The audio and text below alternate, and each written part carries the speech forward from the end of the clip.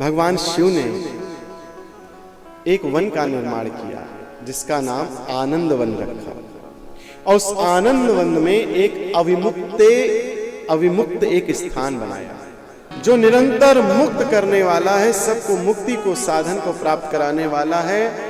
उसी को कहते हैं काशी।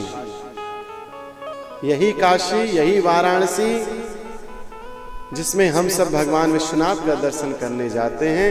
ये काशी की जो भूमि है, ये भूमि इस पृथ्वी की नहीं है। ये काशी की भूमि कैलाश से भगवान शिव इस पृथ्वी पर लेकर आए। जैसे वृंदावन की भूमि ब्रज 84 कोस ये पृथ्वी की भूमि नहीं है, इसको गोलोक से भगवान श्री कृष्ण लेकर आए थे। जैसे अयोध्या ये भूमि ये हमारे पृथ्वी की नहीं है, भगवान साकेत से लेकर आए थे। ये 3 ऐसे तीर्थ हैं जिसकी भूमि इस पृथ्वी की नहीं है। इसलिए उस क्षेत्र में जप तप स्नान पूजन अर्चन वंदन करोड़ गुना लाभ देता है। ऐसे ही भगवान का वो अविमुक्त क्षेत्र, भगवान का वो सबको मुक्त प्रदान करने वाला, मुक्ति प्रदान करने वाला काशी भगवान शिव अपने त्रिशूल पर धारण करते हैं। जब प्रलय काल आता है तो भगवान शिव प्रयागराज के अक्षय वट पर एक पत्ते पर विराट पत्ता हो जाता। उस समय भगवान का अक्षय वट का उस एक पत्ते पर खड़े होकर के नृत्य करते हैं त्रिशूल उठाकर कि हमने काशी को अपनी सुरक्षित बचा लिया। और भगवान बालमुकुंद दाहिने पैर के अंगूठे को मुख में दबा करके रसपान करते हैं। प्रलय काल में भगवान यही 2 उस अक्षयवट के ऊपर विराजमान होकर के समस्त प्राणियों को, जीवों को पुनः सृष्टि की रचना में लगाने के लिए स्थापित हो जाते हैं। करारविंदेन पदारविंदम मुखारविंदे विनिवेशयन्त्रम वटस्य पत्रस्य पुटे शयानम् बालम मुकुंदम मनसा स्मरामि। बोले बाल मुकुंद भगवान की। वो बाल मुकुंद भगवान को सिर से नमस्कार है जो वट के पत्र पर नन्हे से छोटे से बाल रूप होकर के प्रलय काल को भी आनंद में लेते हैं, उसका भी आनंद उठाते हैं। तो भगवान ने काशी में विचार किया कि अब हम को 1 से 2 हो जाना चाहिए, और भगवान ने अपनी इच्छा से एक दूसरे पुरुष की सृष्टि की। और वो पुरुष कौन हुआ? व्यापक, जिसको विष्णु कहते हैं। व्यापक होने के कारण ही उनको विष्णु कहते हैं। व्यापक की ही पर्यायवाची है विष्णु। व्यापक ब्रह्म निरंजन और निर्गुण विगत विनोद, और सोअज प्रेम भगति बस कौशल्या की गो। वो भगवान जो विराट है, व्यापक है, वो भी माँ कौशल्या के प्रेम में छोटे से बालक बनकर उनकी गोदी में खेलने आ जाते हैं। तो भगवान हमारी पूजा प्रार्थना से हमारे क्यों नहीं बन जाएं? बनना ही पड़ेगा। वो व्यापक भगवान ने उनको नाम दिया, तुम्हारा नाम, तुम व्यापक हो इसलिए तुम्हारा नाम हम विष्णु कहते हैं। विष्णुवती व्यापकत्वाते नाम ख्यातम भविष्यति, बहुन्यानि नामानि भक्त सौख्य कारिण भक्त सौख्य कराणि। हम इसलिए कुछ श्लोकों को अवश्य पढ़ते चलते हैं क्योंकि आप भी इसको, इस पुराण के ग्रंथ की महिमा को समझें। और जो और भी लोग दूर दूर देख रहे हैं या जो देखेंगे भविष्य में, उनको ये पता चले कि बात सिर्फ गप नहीं होती, संत जी जो कहते हैं उसका एक प्रमाण देते हैं और सच बता रहे हैं। व्यास गादी पर, मंच पर भगवान के समक्ष बैठ करके कोई भी बात ऐसे नहीं कह देनी चाहिए, कोई गप नहीं मारने लगना चाहिए कि फलाना हुआ, ये कर दो, ये चढ़ा दो तो ये हो जाएगा, ये कर दो तो ये हो जाएगा। उसको प्रमाण दीजिए, पढ़ते चलिए, सुनाइए हमको कि हाँ कहाँ ये प्रमाण है कि ये करने से ये होता है, प्रमाण के साथ। तो विष्णु व्यापक हैं, ये स्पष्ट है कि ये भगवान के द्वारा, शिव जी के द्वारा नाम भगवान को मिला और साथ ही वो स्वरूप भी भगवान के अंग से निकला। बोलो शंकर भगवान की जय हो।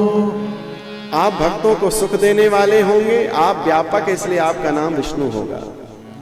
अब आप स्थिर होकर के तपस्या कीजिए, ये भगवान शिव विष्णु जी से कह रहे हैं।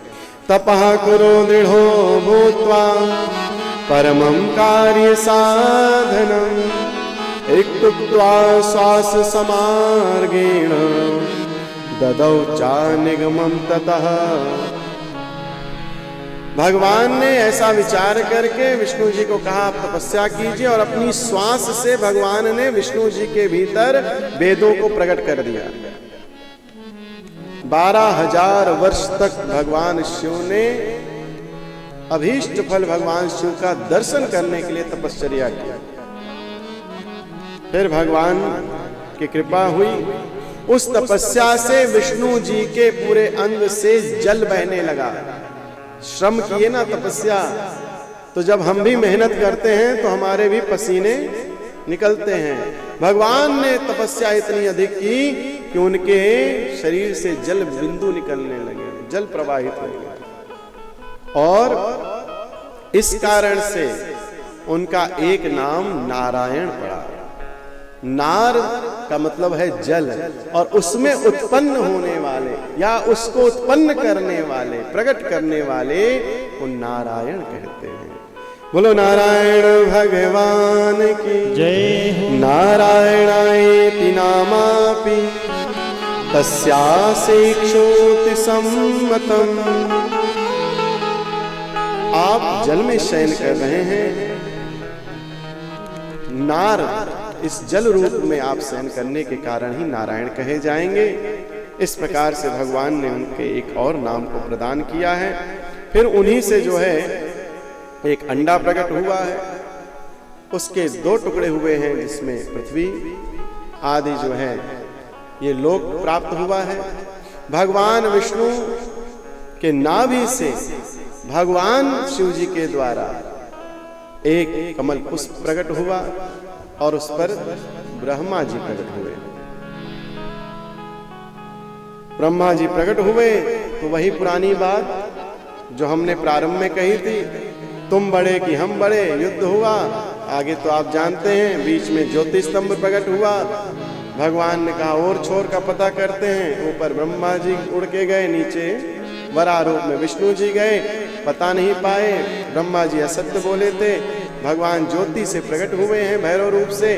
ब्रह्मा का उस सिर का छेदन किया, भगवान विष्णु चरणों में गिर पड़े, ब्रह्मा जी कांपने लगे, दोनों को आशीर्वाद दिया और फिर ब्रह्मा जी को सृष्टि क्रम चलाने के लिए ज्ञान दे करके भगवान शिव ने आदेश दिया कि अब सृष्टि का क्रम आगे बढ़ाओ। बोलो शंकर भगवान की जय हो। महाराज इस प्रकार से भगवान ब्रह्मा जी को सृष्टि का क्रम दिए हैं, और उसी सृष्टि क्रम में भगवान ब्रह्मा जी की सृष्टि में सबसे पहले उन्होंने जो सृष्टि बनाई, उसको इनके ही रूप से प्रकट हुए रुद्र। भगवान शिव जी अपना ही अंश ब्रह्मा जी से प्रकट किए, जिनको रुद्र कहते हैं। लेकिन अंश होने के बाद भी ब्रह्मा जी को कहा कि इनमें भी पूर्ण शक्ति मेरी ही विद्यमान है, इसलिए कभी रुद्र का भी अपराध मत कर देना। बोलो शंकर भगवान की जय हो। महाराज सृष्टि का क्रम बढ़ाने के लिए फिर ब्रह्मा जी ने अपने 2 आधे शरीर से स्त्री रूप को प्रकट किया और आधे से पुरुष का नाम हुआ मनु और स्त्री का नाम हुआ शतरूपा। इनकी संतानें ही मैथुनी सृष्टि प्रारंभ हुई मनु और शतरूपा से। पृथ्वी रसातल में थी, आगे कथा भागवत में सुन रखे हैं। 12 अवतार भगवान लेकर के पृथ्वी को लेकर आते हैं, जल में पैर से थाप देते हैं, जल को स्थिर करते हैं, फिर पृथ्वी को उस पर रखते हैं, फिर हिरण्याक्ष का वध करते हैं, भगवान की जय जयकार होती है और फिर उसी पृथ्वी पर सृष्टि का क्रम मनु और शतरूपा के द्वारा मैथुनी सृष्टि यानी पति पत्नी के संयोग से पहली बार बालक जो जन्मा वो मनु और शतरूपा से ही प्रकट हुए। इनके 2 पुत्र 3 कन्याएं।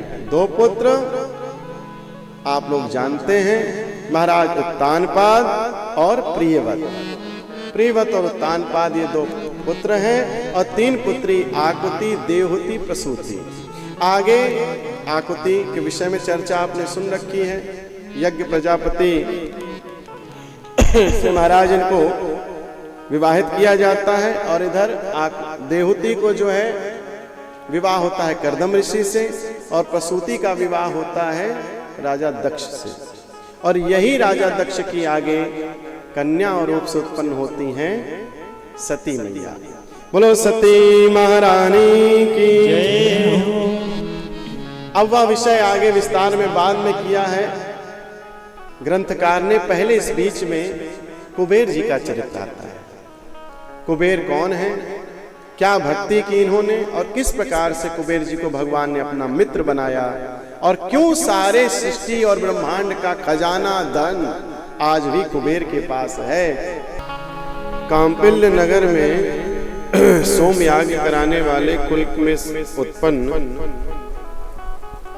यज्ञ विशारद एक यज्ञ दत्त नाम के एक ब्राह्मण रहा करते। इनके एक पुत्र हुआ जिसका नाम गुणनिधि। आसीद गुणनिधे नाम दीक्षित तस्यास्य वै सुतः कुतोपनयनः सोष्ठौ विद्यां जग्राह भूरिशः।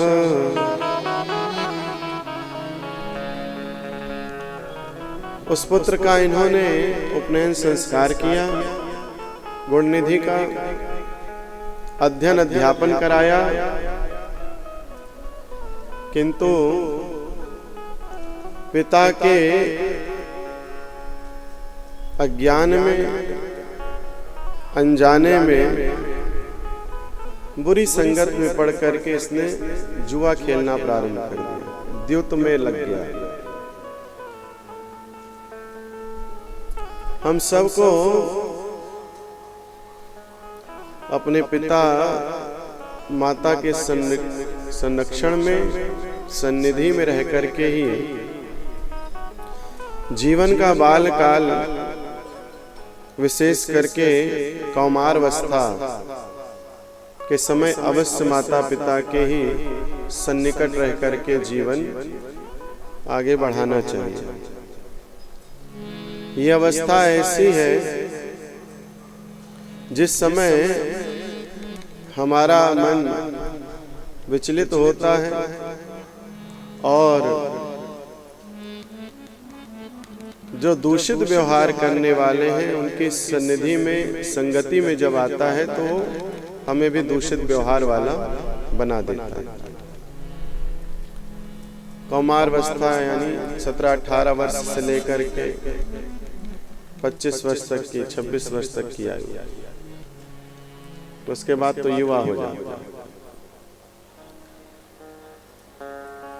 तो इसलिए कौमारावस्था में माता पिता को भी पुत्री का बड़ा ध्यान रखना चाहिए और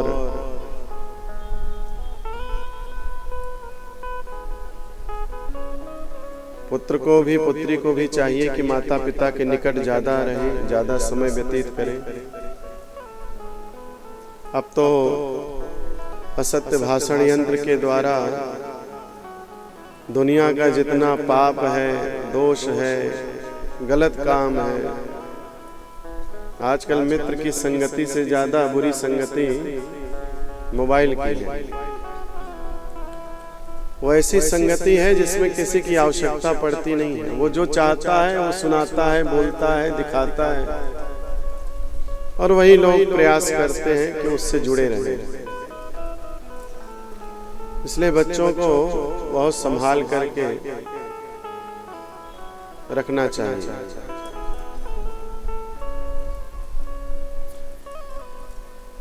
दुष्ट कार्य में लगा हुआ निरंतर बाल सखाओं के साथ जुआ खेलता, हार जाता, घर से कुछ वस्तुएं चुराता और ले जा करके विक्रय करता, उससे धन एकत्रित करके फिर जुआ खेलता।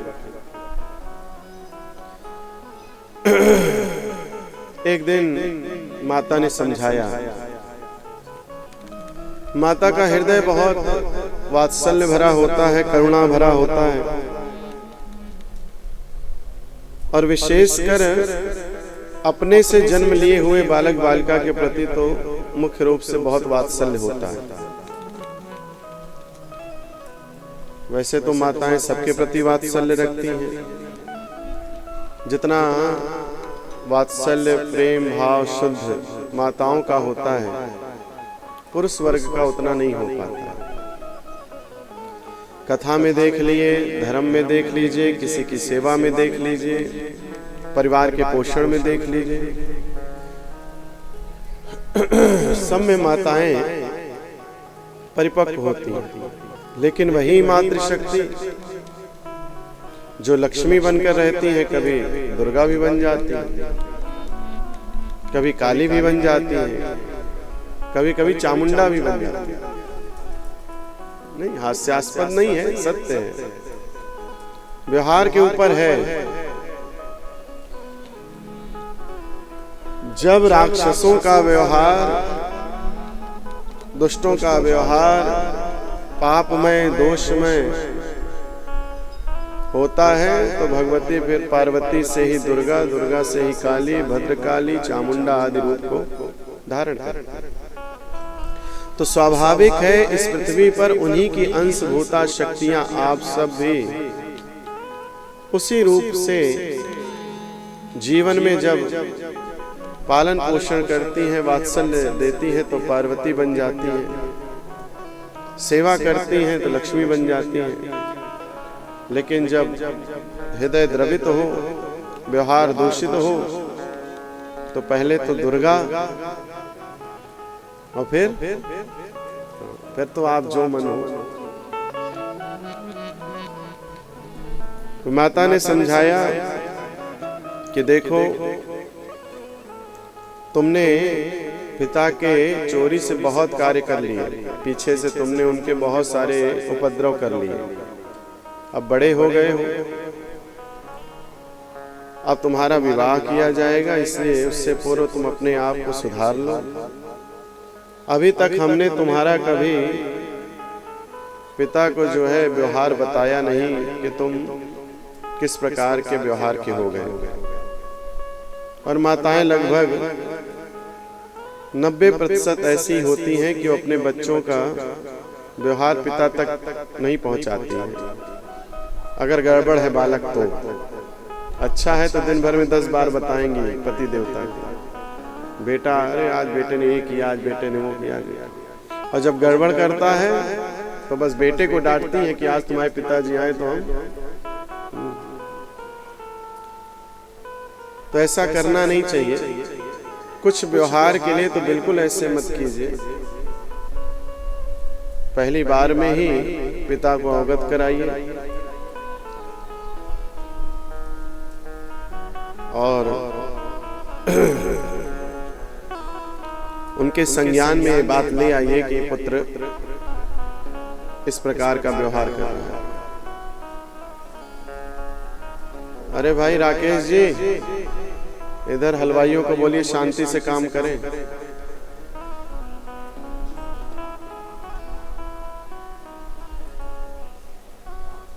अब ये सब आपकी व्यवस्था है, मंच से हमको कहना पड़ता है।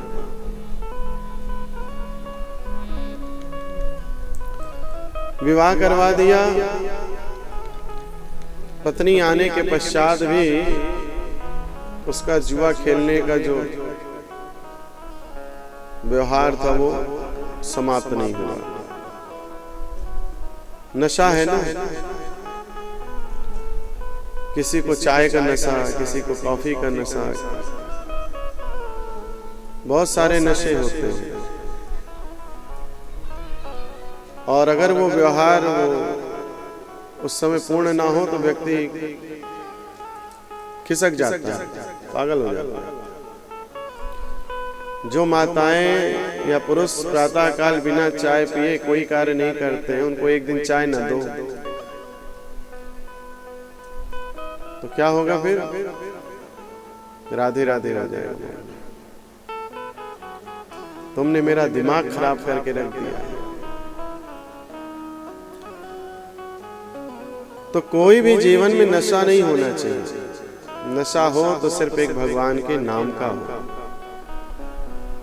प्रातः काल से लेकर रात्रि में शयन होने तक बस एक ही नशा चले। अरे तुम सारे कार्य करो संसार के, कोई कार्य मत बंद करो। भगवान नहीं कहता कुछ छोड़ करके हमको पकड़ो, लेकिन भगवान कहता है हमको भी पकड़े रहो। गाड़ी चलाते समय जिस प्रकार एक ड्राइवर वो आने जाने वाले मार्ग में व्यक्तियों को, गाड़ियों को, बाकी स्वरूपों को देखता हुआ भी गाड़ी चलाता चला जाता है, फोन पर बात करता चला जाता है, ऐसे ही जीवन की गाड़ी को चलाते हुए अगर वो व्यक्ति परमात्मा का ध्यान और चिंतन और नाम जपता हुआ चला जाए तो सोचो पूरे जीवन में उसके भगवान का स्मरण बना रहेगा। और जब शरीर पूर्ण होगा तो फिर भगवान उसका चिंतन करके उसको अपने लोक का दर्शन कराएंगे, मुक्त हो जाएगा। इसलिए अपुत्रत्वं वरं नृणां कुपुत्रात् कुलपांसना त्यजेदेकं कुलस्यार्थे नीतिरेषा सनातनी। पिता ने जान लिया एक दिन कि मेरा बालक दूध कीड़ा में लगा हुआ रहता है, झूठा है, चोरी करता है। क्योंकि एक दिन पिताजी जा रहे थे तो जिस स्वर्ण मुद्रिका को वो पहना करते थे, अंगूठी को, वो सोने की अंगूठी किसी राह चलते हुए व्यक्ति के हाथ में दिख गई। ब्राह्मण देवता ने कहा इधर आओ, ये मुद्रिका कहां से पाए? बताओ कहां से पाई? हमारी मुद्रिका है। बोले अगर पूछना है तो अपने बेटे से जाके पूछो, हमसे नहीं। क्या मतलब? बोले तुम्हारे बेटे ने न जाने उस घर से कितनी वस्तुओं को ला ला करके जुए में हारा है। पिताजी वापस आए, यज्ञदत्त घर में अपनी पत्नी से कहा ये बताओ, बहुत दिन से मैंने तुमको वो रेशमी साड़ी में नहीं देखा जो मैंने उस यजमान के यहाँ से प्राप्त की थी, तुमको दी थी। तो घबराई, नहीं यहीं कहीं रखी होगी। मुझे बहुत सारे पीतल के बर्तन भी और चांदी के नहीं दिखाई दे रहे हैं। अच्छा चलो सब छोड़ो, एक बात तो मेरी अंगूठी कहाँ है, दे दो, हम थोड़ा सा जा रहे हैं, आज पहन करके जाना चाहिए।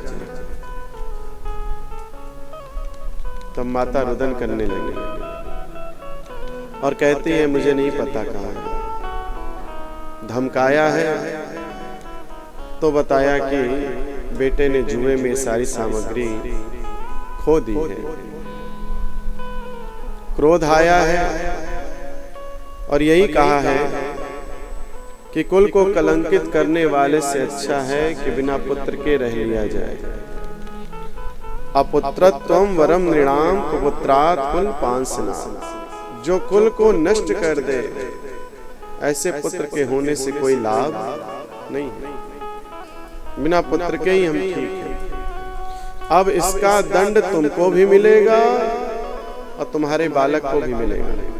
क्या दंड मिलेगा? अब मैं दूसरा विवाह करूंगा।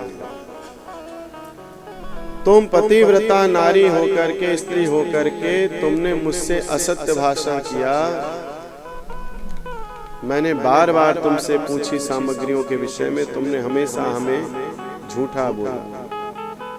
झूठ बोल बोल करके तुमने सारी सामग्री भी खुवा दी परिवार इस घर की, और इसी कारण तुम्हारा बेटा भी आज तुमसे और हमसे दूर हो गया। इसलिए अब मैं दूसरा विवाह करूंगा। इन्होंने दूसरा विवाह किया। इसके पश्चात उस गुणनिधि को बड़ा कष्ट हुआ कि मेरी माता को आज जो दुख मिल रहा है, मेरे पिता ने दूसरा विवाह करके जो दुख दिया, उसका कारण मैं। अब इस घर में मैं रह नहीं पा रहा हूं। अपनी मां का इस दुख को देख करके मुझे बड़ी पीड़ा हो रही है। घर से निकल जाते हैं और 2-3 दिन बीत चुका है, अभी कुछ खाने को नहीं प्राप्त हुआ। एक समय भगवान शिव की महाशिवरात्रि का समय आया। एतस्मिन्नेव समये कश्चिन् माहेश्वरो नरः सहोपहारानादाय नगराद बहिरभ्यगात्। इसी समय कोई शिव भक्त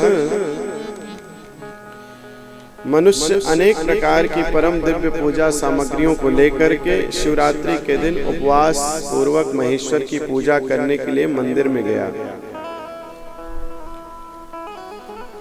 निकट ही उस गुणनिधि ने देखा कि बहुत सारा भोज्य पदार्थ ये लेकर के मंदिर में जा रहे हैं। पूजन अर्चन वंदन करेंगे, उसके बाद सब लोग घर चले जाएंगे, तो मंदिर में जो कुछ भी चढ़ा रहेगा मैं उससे अपनी उदर की पूर्ति कर लूंगा, मैं अपना पेट भर लूंगा। यही विचार करके वो मंदिर में जाकर के एक किनारे बैठ गया। जो पूजन करने आए थे वो शिवरात्रि का व्रत थे, तो पूजन के पश्चात भजन कीर्तन करने लगे, रात्रि विश्राम करने लगे। उसी मंदिर में सबको एक एक करके नींद आ गई। ये प्रतीक्षा ही कर रहा था कि सब सो जाएं, तो हम फिर प्रसाद उठा करके और चलते बने, और जो और सामग्रियां हैं वो भी लेकर। इतने में जो दीपक रखा था मंदिर के अंदर, उसकी लौ धीमी हो रही थी। इसने कहा अगर ये लौ बंद हो जाएगी तो मुझे कुछ दिखाई नहीं देगा कि सामग्री कहाँ है। तो अपने वस्त्र को फाड़ करके और उसने बत्ती बना करके उस दीपक की लौ में जोड़ दिया कि दीपक का प्रकाश बंद ना हो। दीपम मंद प्रभं दृष्ट्वा पक्वान्न वीक्षणाय स निज चैलांचलाद्वर्तिं कृत्वा दीपं प्रकाश्य च। जब उसने देखा कि दीपक का प्रकाश मंद हो रहा है, तो बढ़िया सुंदर बत्ती बनाकर उसमें जोड़ दिया अपने वस्त्र को फाड़ करके, और इसके कारण से उसको जो दिव्य पकवान रखे थे वो दिखाई देने लगे। सबको सोता हुआ जान करके पकवान को उठाता है, आगे बढ़ता है। इतने में किसी वहां पर जो भक्त थे उनके पैर में इसका पैर लड़ गया। ये गिर पड़ा। सबने कहा चोर आया, चोर आया, और इसको खूब लोगों ने मिलकर के पीटा। इतना मारा, इतना मारा कि जब वो मंदिर से बाहर निकला तो उसकी मृत्यु हो गई, मरणासन हो गया।